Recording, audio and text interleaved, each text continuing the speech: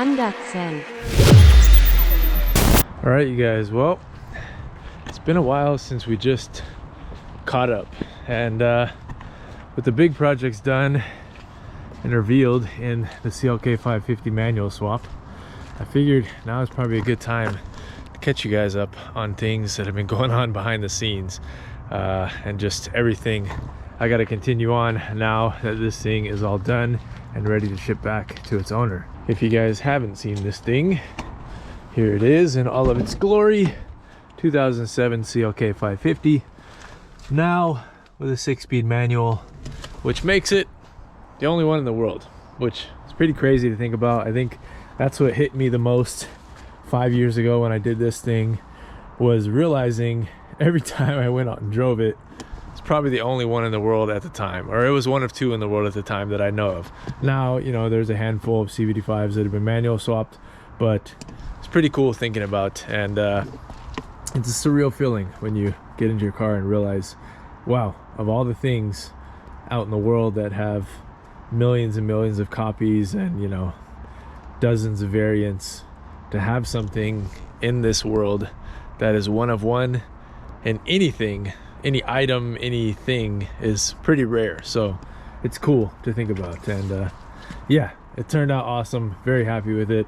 Drives amazing. I love the M273, and we'll have more videos probably on this thing at a later time. You know, maybe a final review video and updates once the owner gets it back and can share some thoughts with us too. So yeah, it'll be back for a little bit on the channel, I'm sure, at a certain point, but for now, go back and check out the full video on it if you haven't seen it already. We do need to start it right now, actually, because I'm going to move it out of the way so that I can get the C36 into the garage for just some basic maintenance that I've been avoiding, like an oil change and a few other things. So let's go ahead, fire this thing up. It's been sitting. Hopefully the battery is okay. Starts right up. Oh, had the high beams on an accident. There we go. All right, well, this is that thing. One of my favorite pieces to this whole build is this right here, this shift knob. This is the OEM automatic shift knob that I basically dissected and crafted together with two other manual shift knobs, and basically turned 3 shift knobs into one. And it wasn't easy, but it was really fun to try to figure out, and a really, really cool end result. So stoked with it. All right, you guys, I gotta fire this thing up as well, so I'm gonna have to move it. Playing a little bit of car shuffle right now. CLK has been doing good. I've been daily driving this a lot, and only thing next to experiment on, Mercedes Swap Shop figured out how to raise the idle a little bit on these, so we're going to try to do that so that we get even less kind of vibration and rattling noise from the fixed pulley, because if we can bump the RPM up by like 250 RPM or so, to make it idle around 750, 800 RPM, I don't think we'll have hardly any of the classic fixed pulley rattle noise. So we'll be experimenting with that, but just took it out yesterday with the family to go out for a cruise, eating and hanging out.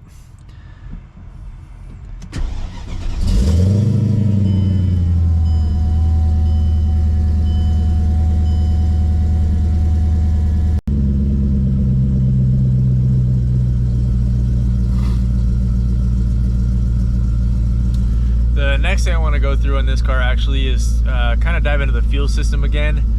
I want to check on just kind of how the pump's doing inside of there, check on the wiring for it, and I'm planning on maybe upgrading the auxiliary pump just to make sure that it's feeding fast enough for the big Hellcat main fuel pump that's in there. And then I also want to separate the electronics for the fuel system, kind of put it on its own relay, and put a little bit thicker gauge wiring for that whole system, just to keep things happy.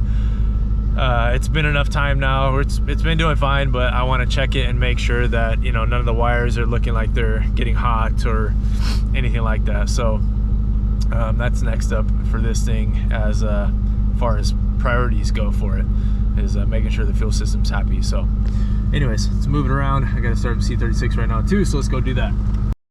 All right, and this thing was also on a good amount of daily duty recently. I still need to get a replacement for this thing. I know a lot of companies will remake them for you, whatever.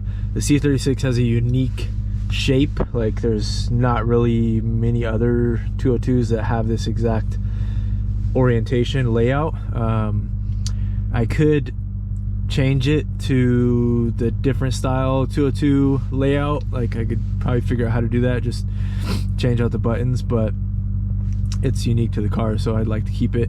I just got to redo this upper grain. So it's basically just like a I don't know what you call it, not a coating, but I don't know if it's a vinyl with like lacquer on top of it or something, but you can see it's just basically plywood underneath, or some type of wood, layered wood underneath. So I haven't started this thing up in a while, actually. It usually kicks over just fine. Needs some gas, but let's fire it up. And classic, when I haven't driven it for a while, it always tells me there's a bulb out, but there's not. So it's just something in the electronics, probably get some condensation or something on it when it hasn't been driven for a while. As soon as I drive it, the next time I start it up, that bulb warning will go away.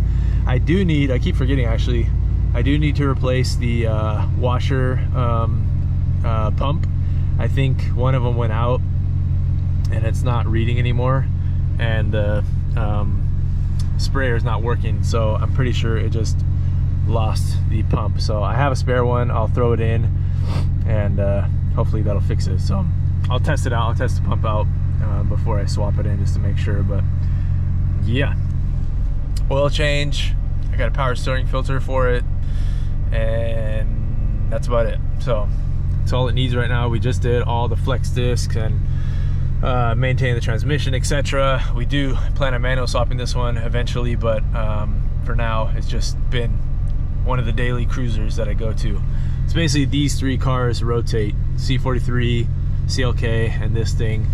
The C43, I haven't had any takers on it yet. I still haven't made a public like Facebook for sale post, but it is for sale. I would take 10K cash as is right now. If I listed it, I'd probably list it for 12,000 to be honest, but if one of you guys want it, let me know. I've had multiple people email me since putting out that video that I was thinking about selling it.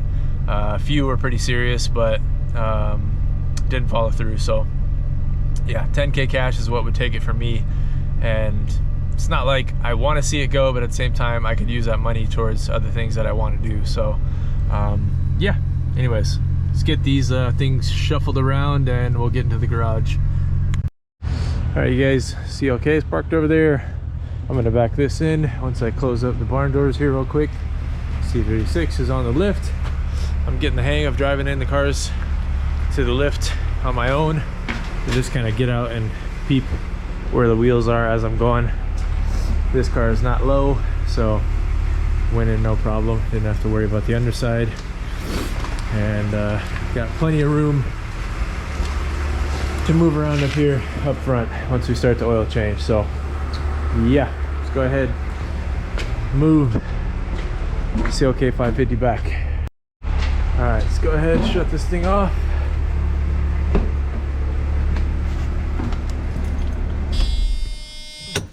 All right, pop the hood.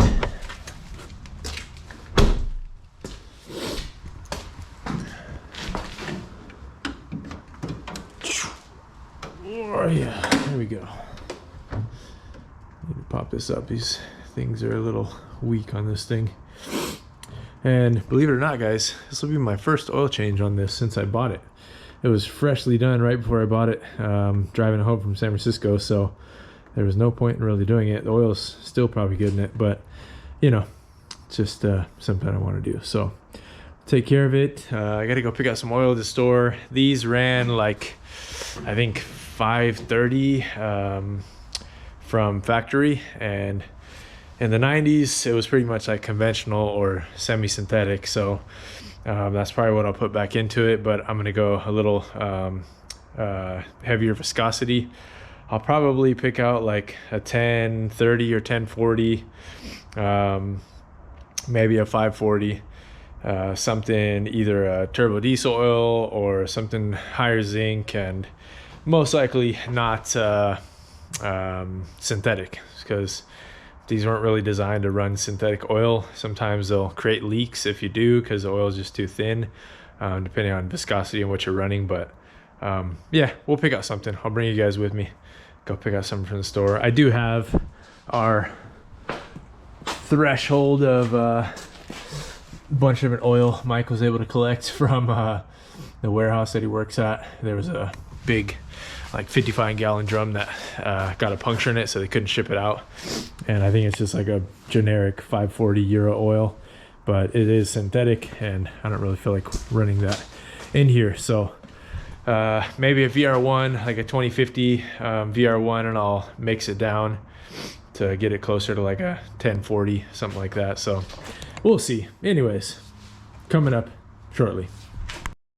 All right, guys, well, we are back with this thing. Just ran over, picked up some VR1 1030. It was on sale for 26 bucks for a 5-quart. So we only need 8. I'll have 2 left over for, you know, extra filling, as you do with German cars. But yeah, this is pretty easy access. Drain bolt is right there on the pan. And yeah, we don't even have to lift it up at all. I can just slide my oil pan down there, pick everything up. One thing I did notice, it's quite wet down here on the right side, and I'm pretty sure it's from this soft line on the power steering system. You can tell it's just been weeping and weeping slowly and getting everything coated over here. So I don't know if I have the correct hose to use for that right now, so I might have to go swing by and grab something tomorrow. I do have a new filter, and I have power steering fluid we can change, but there's no point in doing that if I need to do that hose. So it's obviously a very small leak. It's just gradually seeping over time, but definitely something I want to get done so it's not making everything else a mess down here. It's basically just coated this whole right side underneath. So yeah, anyways, let's change oil real quick. I've never done one on the M104, so this is a first for me and first for you guys seeing it on this car. So looks like regular style oil filter cap. It's definitely fun to get to compared to, like, you know, the V8s where it's right in front, but let's go ahead and do it. All right, guys, oil filter cap is on, or whatever you call that, tool is on. And now just gonna use an extension like so to get your fuel lines out of the way a little bit. And I might need a longer extension, actually.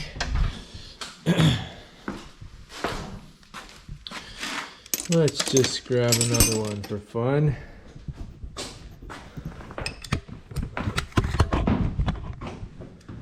Okay, try this again. And of course it's on Tighten. Okay, I need one more hand.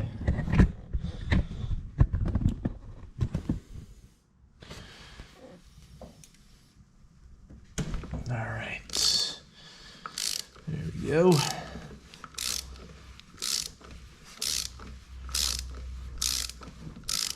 Okay, I'm gonna shove a couple rags down there so I don't make a mess, but that's that. All right, I'm gonna leave that kind of in place, just up, while I drain the oil out of the bottom, so it's getting everything out a little easier. And then once all the oil's out, I'll replace the filter. Just, you know, try to make less of a mess. Got the oil filter cap off, or oil fill cap off. Let's go ahead, crack the 13mm below. All right, guys, camera's right in front of my face, probably gonna fall over, but we'll try this.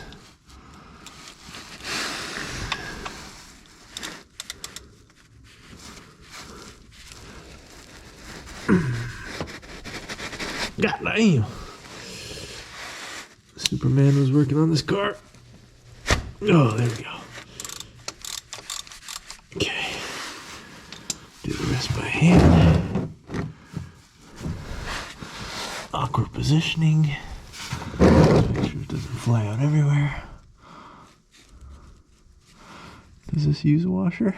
This might be one of the ones that doesn't. Maybe it does. Can't tell yet.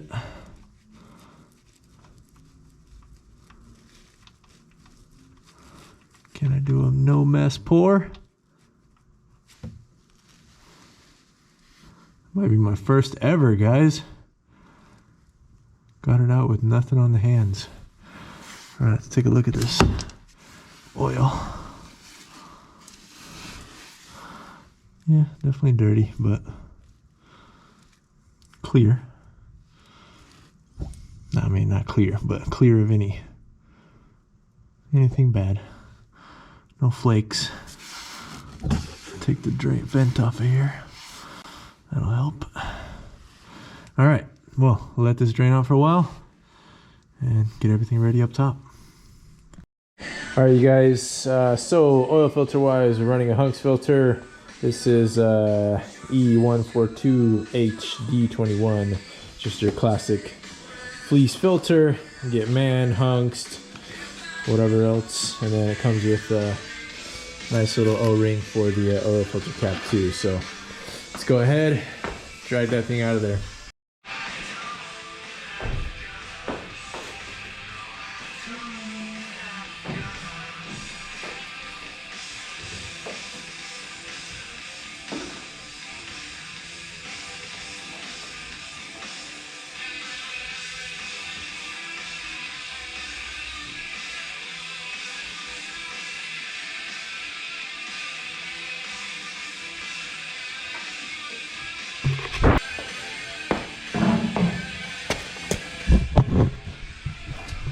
Looks like you guys dropped. Anyways, just pulled the filter out. I don't think this is a, yeah, it's a cheap filter. It's a Champion oil filter. I don't even think this is fleece. Maybe it is. But yeah, glad I'm changing it out. It looks tired. All right, you guys, and the filter does have an orientation. It's not open on both sides, so open side faces down so it can go over the barb that's inside of the oil filter housing. And then our new O-ring is on here. Kind of cool retro vibes right here. They got the Cosmoline spray that they spray on all these things back in the 90s. Still on the oil filter cap. Funny, it's just overspray from them spraying other stuff.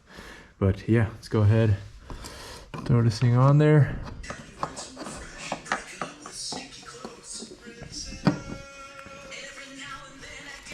And we got a commercial going on. So yeah, tighten this thing down by hand, and then I'll give it a little squeeze with the ratchet, and top side is all done. Can put our drain plug back on with a fresh crush washer, fill up the oil, job done. All right, guys, bottom side all buttoned up. Found the correct crush washer for it out of the kit that I got. It's the same as the M113 CU. So anyways, I'm gonna throw a bottle of this stuff in here. I always use it like once a year on all the cars. Motor oil saver. It's just something that helps rejuvenate like seals and keep seals fresh and stuff. So can't hurt. 30-year-old motor, why not throw a quart in with our 8 quarts of VR1. So let's go ahead, get this stuff poured in here. All right, guys, and that stuff is pretty much drained out. It's kind of like a neon green clear color. And as you know, on YouTube, you like to see the pores. So let's get a funnel. Otherwise I'm gonna spill this.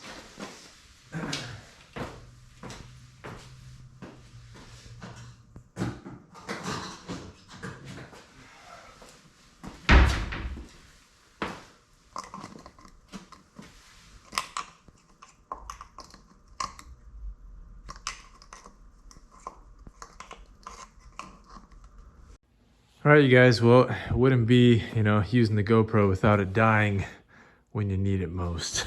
So, sorry you guys missed the pour.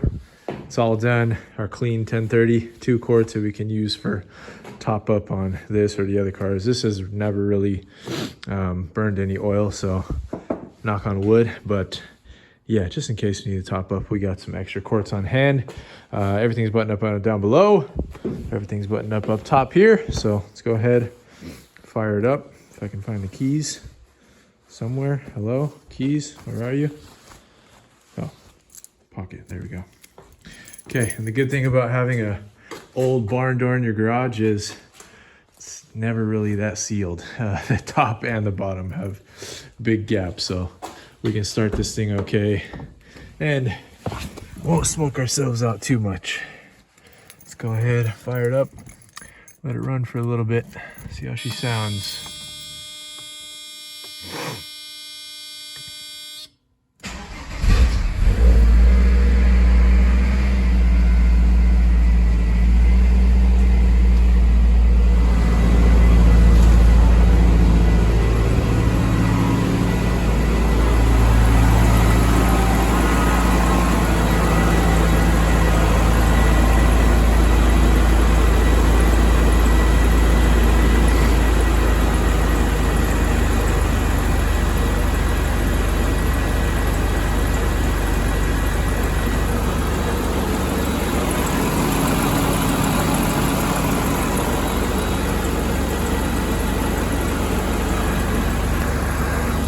Seems good to me. All right, guys, well, shut her down. And I think we can call that an oil change done. So, one less maintenance item for the fleet of never-ending maintenance items. Not even because they're having problems or anything like that. It's just running so many vehicles. You kind of always have something to do, whether it's a modification that I want to do or just staying up on maintenance. There's definitely always something to do. So that checks off one little small job for the fleet. I want to go through this thing a little more. When I got it, you know, we did the water pump. We did a handful of other things, but I really want to go through this side of the engine bay now. The intake manifold definitely needs to be gone through. I can tell there's some leaky things. It's got like a weird PCV system where some of the hoses routed underneath are just probably super old and brittle.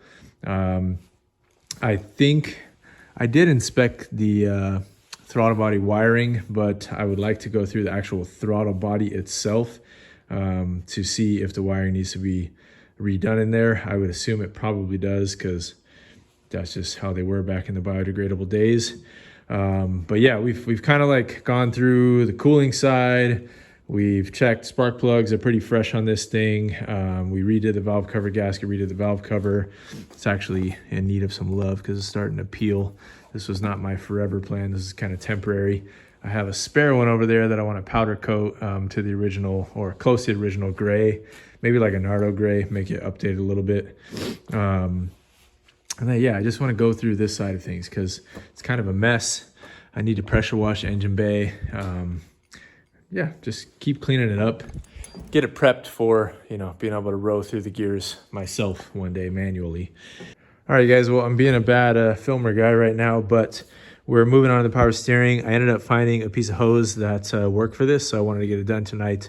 To get the filter out, there's just basically a little nut that holds this spring and plastic piece in place. Just push down on the plastic piece and then you can literally spin the nut with your hand off. So that'll come out and then use like pliers or something, grab the filter. Sitting right there. Looks like it was a man filter that was in there before. It wasn't terrible, like fluid's not terribly dirty at all, but we got new stuff, so might as well throw it in. And then the filter goes in, so this lid side is facing up, and that way the spring and everything can sit where it needs to. So that sits down there. Spring goes on,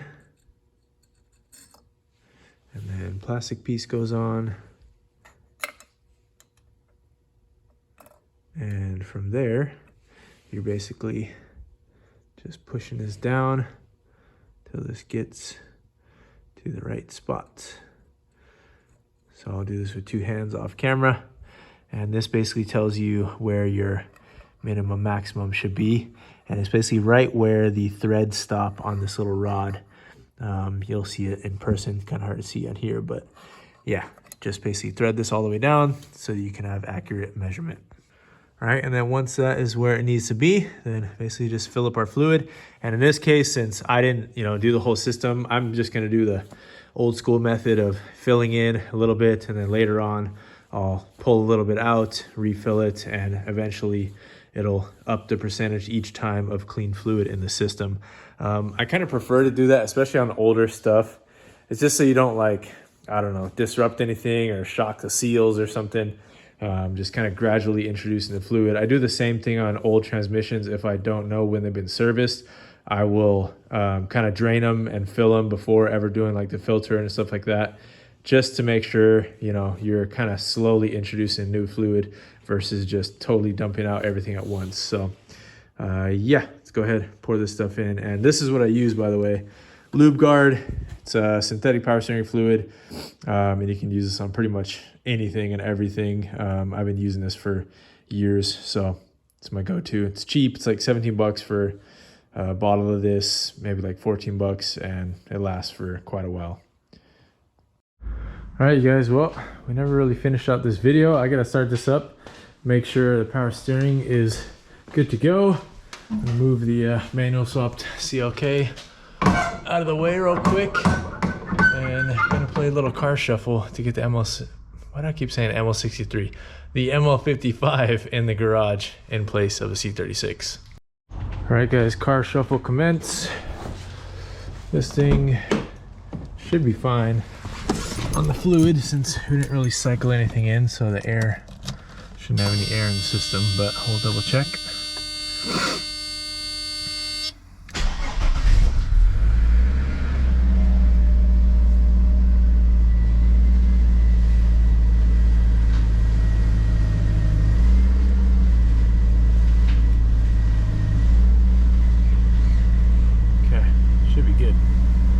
No noises. Go ahead and back it up.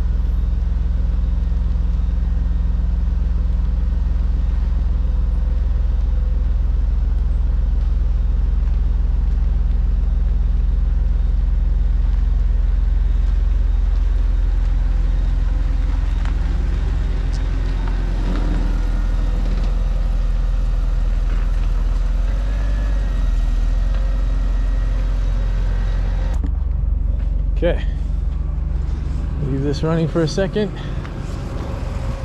Let's pull in ML55. All right, guys, car shuffle complete.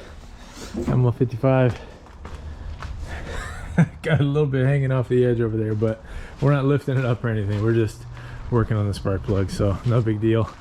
C36 chilling out here, and the CLK 55 or 550, CLK 550 will chill over in the L55 spot. So close this up, and I'll be back in here tonight for another video. And that said, this will wrap up the one for the C36's maintenance. Hope you guys have been doing well, and hope you guys enjoyed the video.